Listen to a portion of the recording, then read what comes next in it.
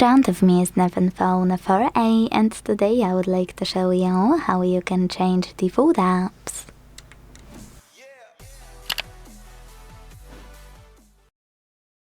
Begin by opening Settings and scrolling to Hit Apps.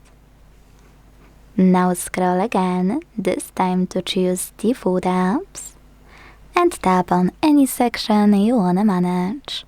I want to change my browser, so I have to click here on Browser App, tap on Firefox to apply it, and go back.